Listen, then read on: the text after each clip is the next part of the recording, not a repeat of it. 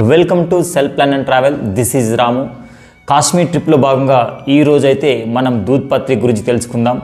మనందరికీ తెలుసు కాశ్మీర్లో ఎక్కువగా మన టూరిస్టులు విజిట్ చేసే ప్లేసెస్ గుల్మార్గ్, సోన్మార్గ్, పహల్గామ్. సో వీటితో సమానంగా లేదా వీటికన్నా ఎక్కువ అందమైన ప్లేస్ ఈరోజైతే మీకు చూపించబోతున్నాను. అదే దూద్ పత్రి.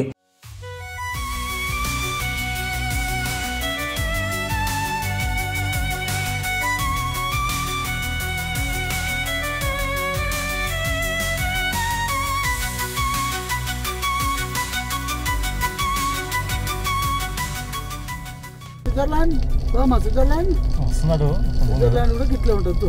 చూసినాక 3 లక్షలు పెట్టుకొని స్విట్జర్లాండ్ పోతారు. ఈరోజు అవే సేమ్ ఇవే ఇంట్లో ఉంటాయి, ఇవే చెట్లు ఉంటాయి, ఇదే మంచి ఉంటుంది.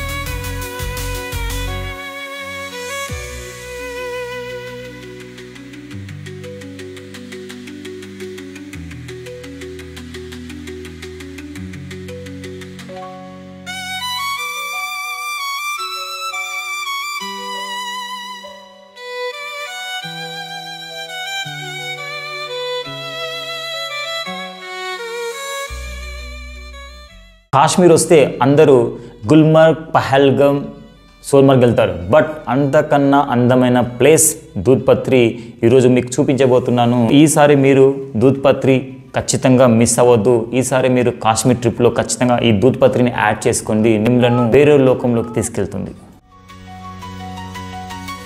దాల్ లేక్లో షికారా రైడ్ అయిపోయిన తర్వాత శ్రీనగర్ నుంచి దూద్ పత్రికి అయితే స్టార్ట్ అయినాము. శ్రీనగర్ నుంచి దూద్ పత్రికి 40 కిలోమీటర్స్ పైన జర్నీ ఉంటుంది. మాకు ఈ జర్నీలో కాశ్మీర్ విలేజ్ యొక్క లైఫ్ అయితే మాకైతే కనిపించింది. శ్రీనగర్కి వచ్చి 2 డేస్ అయినా ఇక్కడ మెయిన్ రోడ్ పైన చిన్నపిల్లలు కానీ ఉమెన్స్ కానీ కనపడలేదు. బట్ ఈ జర్నీలో చిన్నపిల్లలు, ఉమెన్స్ అండ్ కాశ్మీర్ లైఫ్ మా కళ్ళకు కనిపించింది. కాశ్మీర్లో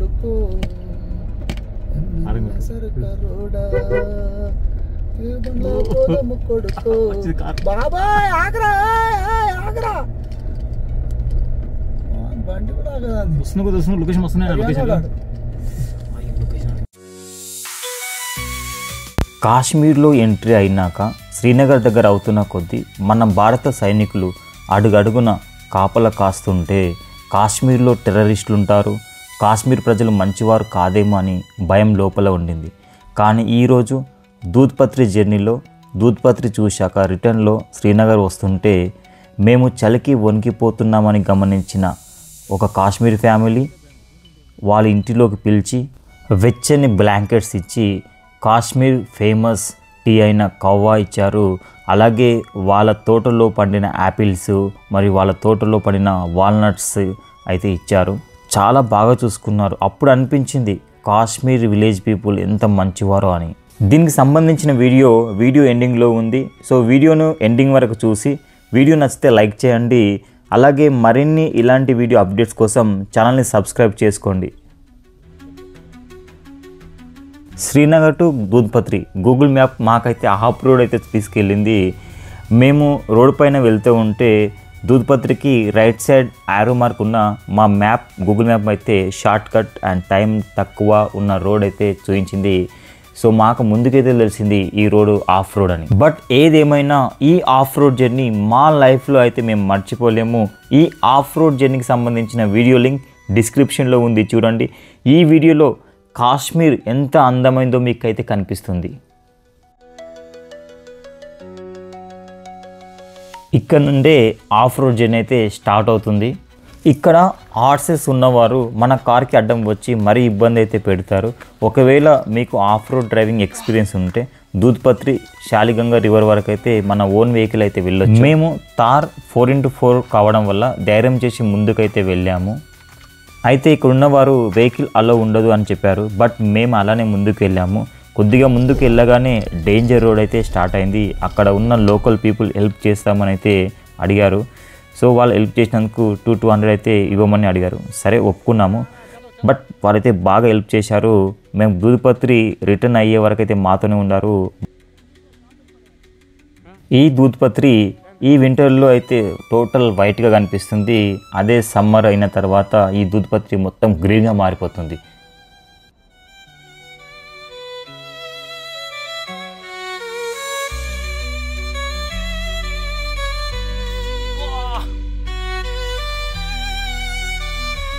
ఆఫ్ రోడ్లో కాకుండా బీటీ రోడ్లో వెళ్తే ఏటీవీ బైక్స్ అయితే ఉంటాయి.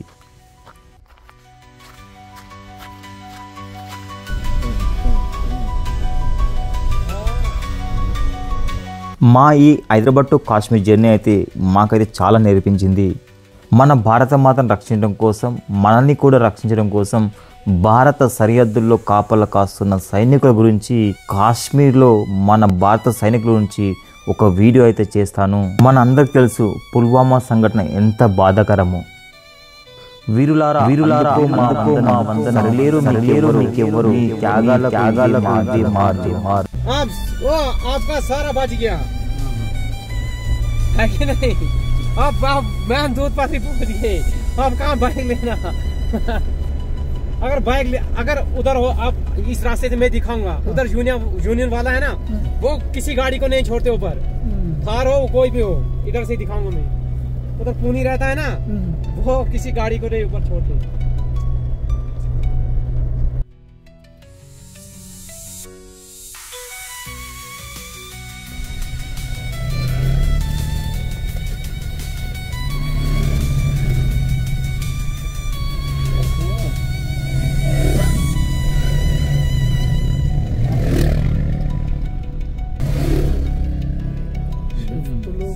सीधा अंदर है, उधर रखेंगे पार्किंग.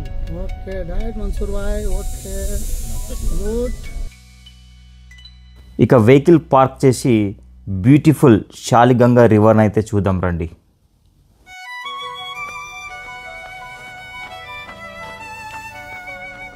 టెంపరేచర్ మైనస్లో ఈ దూద్పత్రి అయితే చాలా చల్లగా ఉంది. ఇక్కడ నుంచి అయితే ట్రెక్కింగ్ స్పాట్స్ అయితే ఉన్నాయి. ఈ బోర్డులో చూసినట్టు 5 ట్రెక్కింగ్ స్పాట్స్ అయితే ఉన్నాయి. బట్ ఈ టెంపరేచర్లో ఇంత స్నోలో అయితే మేమైతే ట్రై చేయలేదు.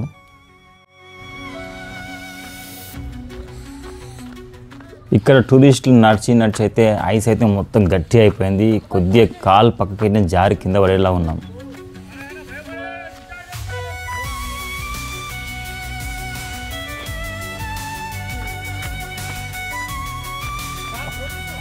అందరు నచ్చి వీడియో గట్టిగా పోయింది.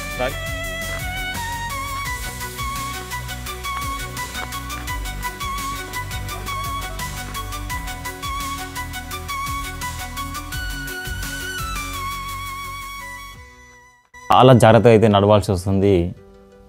చూస్తున్నారు కదా మా ఫ్రెండ్స్ అయితే ఎంత జాగ్రత్తగా నడుస్తున్నారో.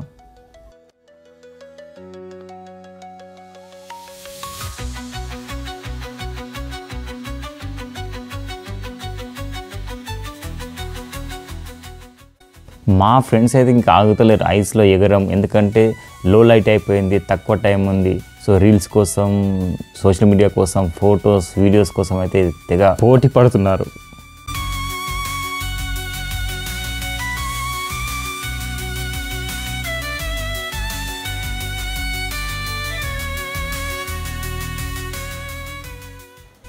ఇదే శాలిగంగా రివర్ చూస్తున్నారు కదా, వ్యూ ఎంత బాగుందో.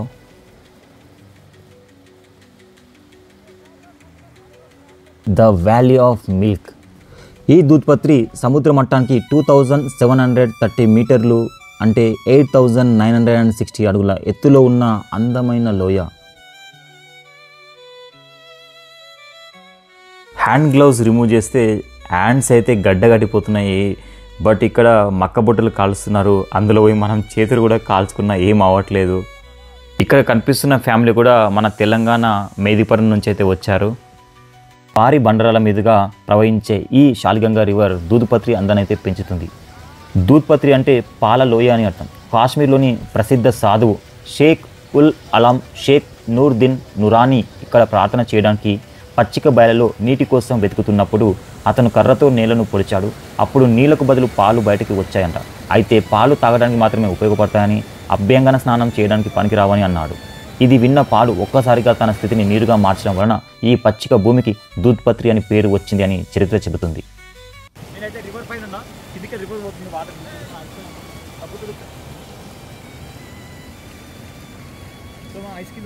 నదిలో ఇలా పడ్డాం, ఎంత నది, సో దగ్గరికి మనం వాటర్ పోతుంది.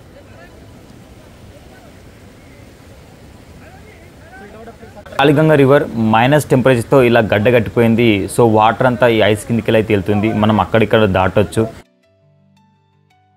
మిల్క్ ఆఫ్ వ్యాలీ అన్నట్టుగానే ఎటు చూసినా మిల్క్ కలరే మన కళ్ళ ముందల.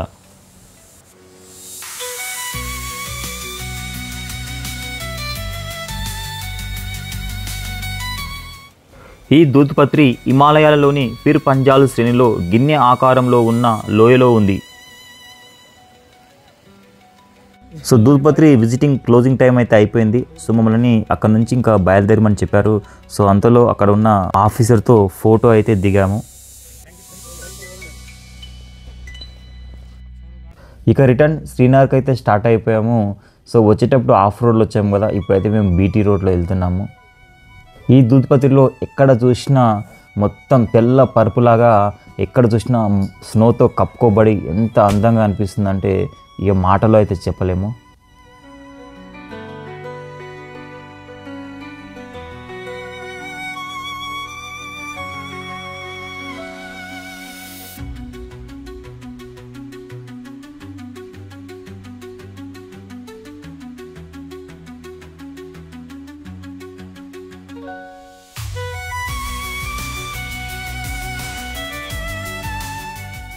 ఈ దూద్పత్రి లొకేషన్ చూసి మీకు ఏమనిపించిందో కామెంట్ అయితే చేయండి. మీరు ఎప్పుడు కాశ్మీర్ వచ్చినా ఖచ్చితంగా ఈ దూద్పత్రిని అయితే మిస్ అవ్వకండి. ఎందుకంటే టూరిస్ట్ యొక్క క్రౌడ్ తక్కువ ఉంటుంది. ఎక్కడైతే క్రౌడ్ తక్కువ ఉంటుందో అక్కడ స్నోలో మనం అయితే ఎక్కువ ఎంజాయ్ చేయొచ్చు.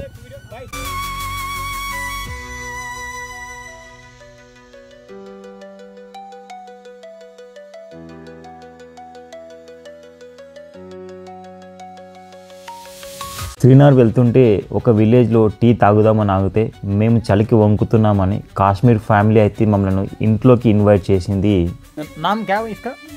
कांगड़ी कांगड़ी कश्मीर कांगड़ी बोलते हैं इसमें। ओके ओके, इसमें आग होती है ना। हां कवा पीना है, कवा कवा कश्मीर का टी, कश्मीर का। इधर बेटा, इधर इधर इधर एक फोटो लेंगे तुम्हारी। फोटो फोटो इधर इधर एक फोटो ले लेंगे। इधर इधर ये आराम से पियो। देखियो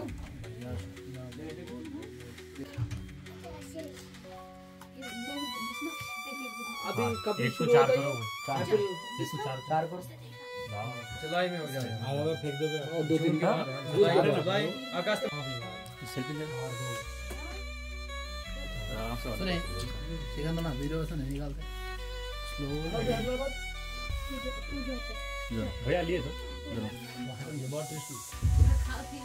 ఇంటిది ఉందనా అన్నా, నువ్వు దాచి లోపల ఉన్నావు నువ్వు. చూశారు కదా, ఈ కాశ్మీర్ ఫ్యామిలీ మమ్మల్ని అయితే ఎంత బాగా రిసీవ్ చేసుకున్నారు. కాశ్మీర్ కావా, కాశ్మీర్ టీ ఇచ్చారు, వాళ్ళ తోటలో పడిన యాపిల్స్ ఇచ్చారు, వాళ్ళ తోటలో ఉన్న వాల్నట్స్, టీ నుంచి తెచ్చిన వాల్నట్స్ అయితే ఇచ్చారు. బట్ ఇక్కడ యాపిల్ అయితే చాలా టేస్ట్గా ఉంది.